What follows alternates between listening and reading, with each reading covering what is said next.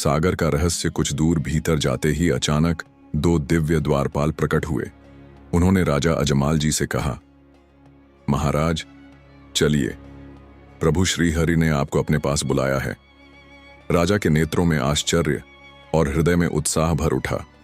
वे उन द्वारपालों के साथ आगे बढ़े और शीघ्र ही उन्होंने देखा भगवान विष्णु स्वयं शेषनाग पर विराजमान हैं। परंतु राजा की दृष्टि तुरंत भगवान के मस्तक पर गई। वहां एक सफेद पट्टी बंधी हुई थी। राजा ने विनम्र स्वर में पूछा, प्रभु आपके मस्तक पर यह पट्टी क्यों, क्या हुआ है? भगवान श्रीहरि मुस्कुराए और बोले, राजन, अभी अभी मेरे किसी भक्त ने मुझ पर लड्डू दे मारा था।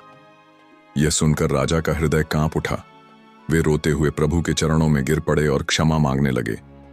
राजा की प्रार्थना राजा बोले, प्रभु मुझे क्षमा करें, मेरे जीवन में कोई संतान नहीं है। लोग मेरा मुख देखना भी अशुभ मानते हैं। कृपा कर मुझे संतान का सुख दें।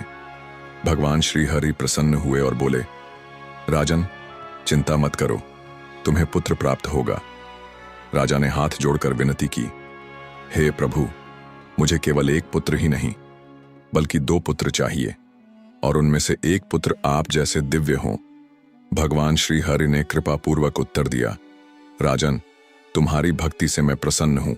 मैं स्वयं तुम्हारे घर पुत्र रूप में जन्म लूंगा। जब मेरा जन्म होगा तो मंदिरों की घंटियां अपने आप बज उठेंगी और चारों ओर भक्ति का प्रकाश फैल जाएगा। यह सुनकर राजा अजमाल जी का हृदय प्रसन्नता से भर गया।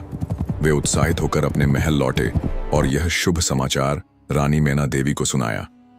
दंपत्ति के हृदय में नवजीवन का संचार हो गया। अवतरण का क्षण, कुछ समय बाद वह शुभ दिन आ ही गया।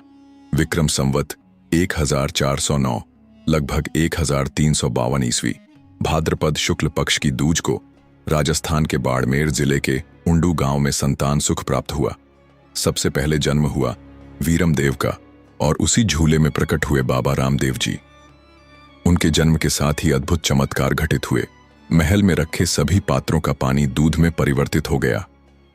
मंदिरों की घंटियां अपने आप बजने लगीं।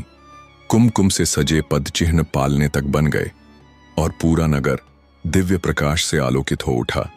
ये सभी संकेत स्पष्ट कर रहे थे कि स्वयं भगवान विष्णु अवतरित हुए हैं। राजा अजमाल और रानी मैना देवी का हृदय अपार आनंद से भर उठा। उन्हें विश्वास हो गया कि प्रभु ने उनकी प्रार्थना सुन ली और स्वयं उनके घर पुत्र रूप में पधारे हैं।